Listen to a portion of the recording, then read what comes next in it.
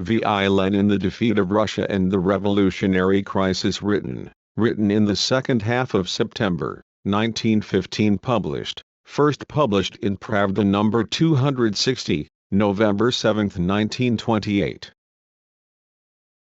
Published according to the manuscript. Source: Lenin Collected Works, Progress Publishers, Moscow, Volume 21, pages 378 to 382. Translated, transcription / markup, D. Walters and Art Symbol, public domain, Lenin Internet Archive 2003. You may freely copy, distribute, display and perform this work, as well as make derivative and commercial works. Please credit Marxists Internet Archive as your source. The dissolution of the Fourth Duma in retaliation for the formation of an opposition bloc consisting of liberals, Octobrists and nationalists, is one of the most vivid manifestations of the revolutionary crisis in Russia. The defeat of the armies of the Tsarist monarchy, the growth of the strike movement and the revolutionary movement of the proletariat, the discontent of the masses and the formation of the liberal Octobrist bloc for the purpose of reaching an understanding with the Tsar on a program of reforms and mobilizing industry for the victory over Germany. Such is the sequence and texture of events at the end of the first year of war. There is obviously a revolutionary crisis in Russia, but its significance and the attendant tasks of the proletariat are not correctly understood by all. History seems to be repeating itself. Again there is a war, as in 1905, a war Tsarism has dragged the country into with definite, patently annexationist, predatory and reactionary aims. Again there is military defeat, and a revolutionary crisis accelerated by it. Again the liberal bourgeoisie, in this case even in conjunction with large sections of the conservative bourgeoisie and the landowners, are advocating a program of reform and of an understanding with the Tsar.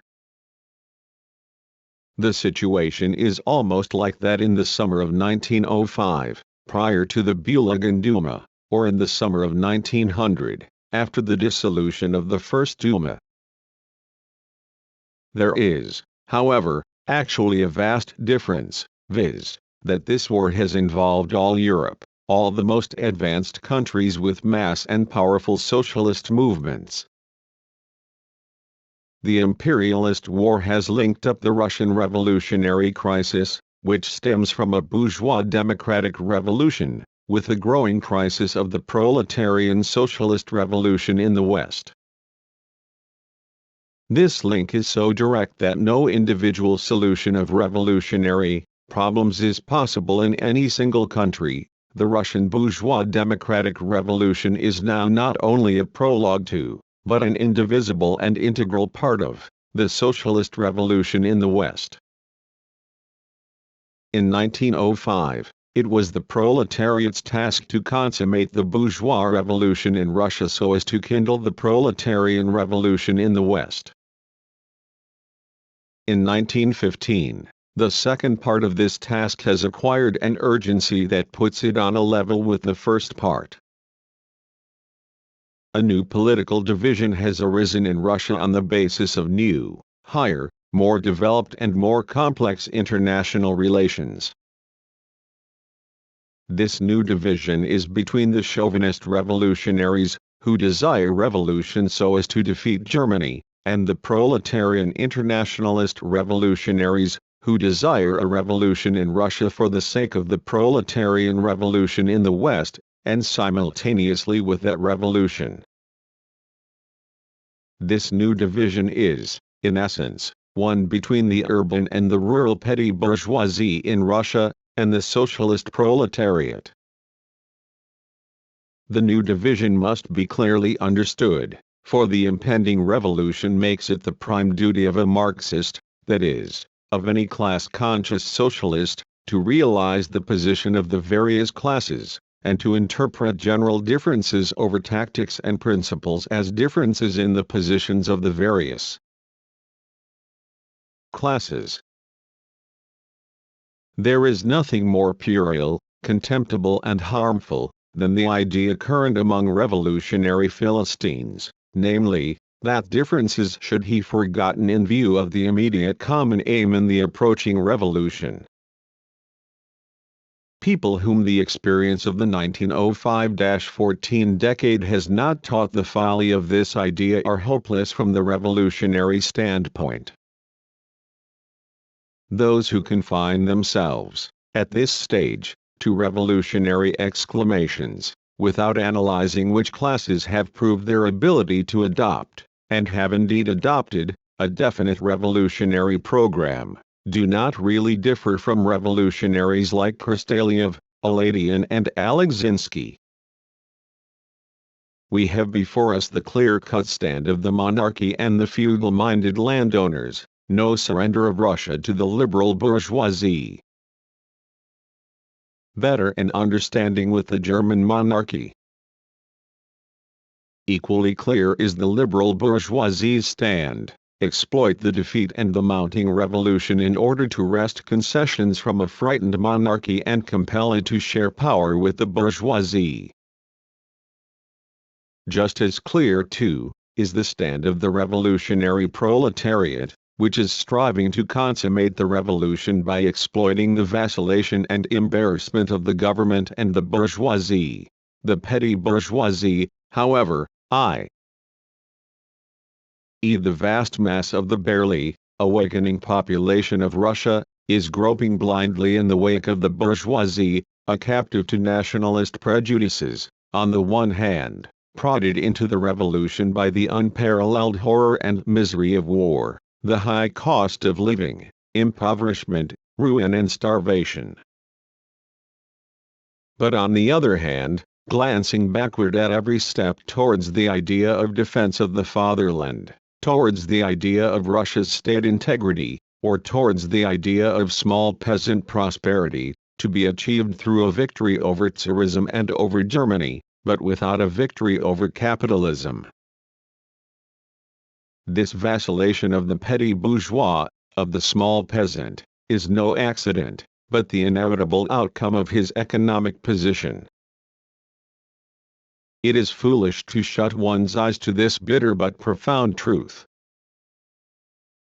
It must be understood and traced back in the existing political currents and groupings, so as not to deceive ourselves and the people, and not to weaken and paralyze the revolutionary party of the social democratic proletariat. The proletariat will debilitate itself if it permits its party to vacillate as the petty bourgeoisie does.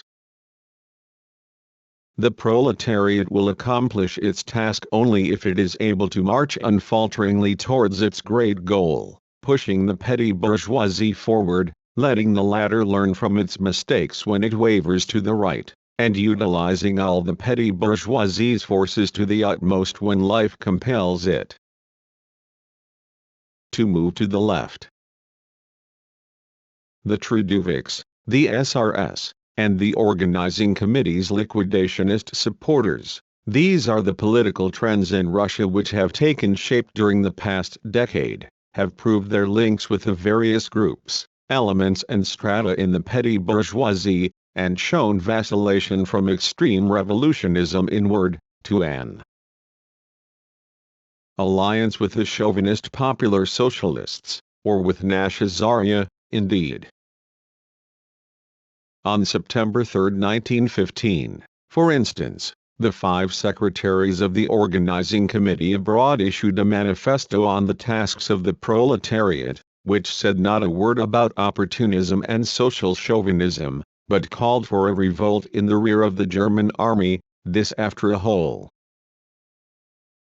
year of struggle against the slogan of civil war, and proclaimed a slogan praised so highly in 1905 by the cadets, viz., a constituent assembly for the liquidation of the war, and for the abolition of the autocratic regime.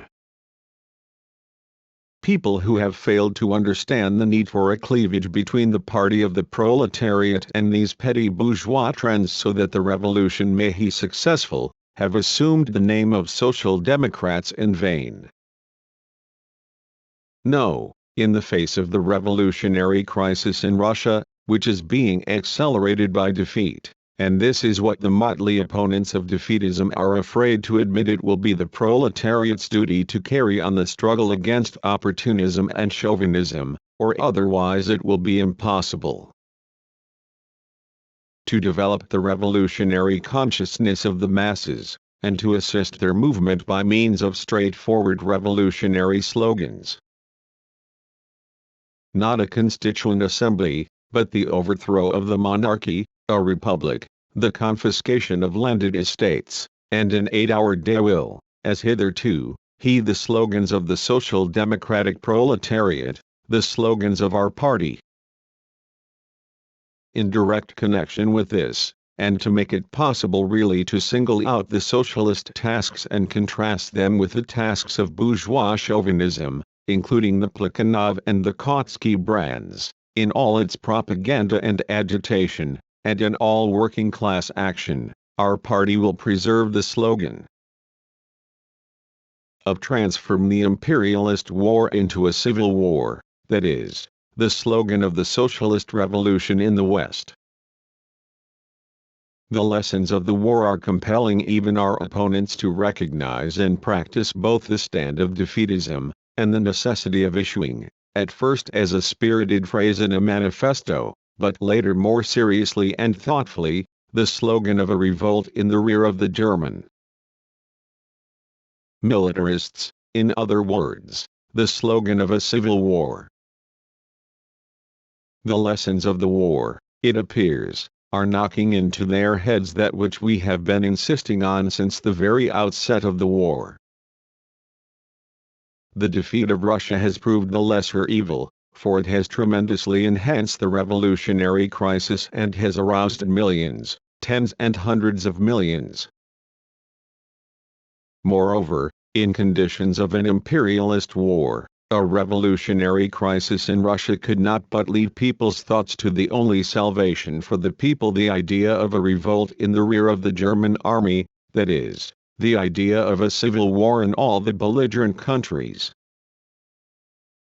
Life teaches.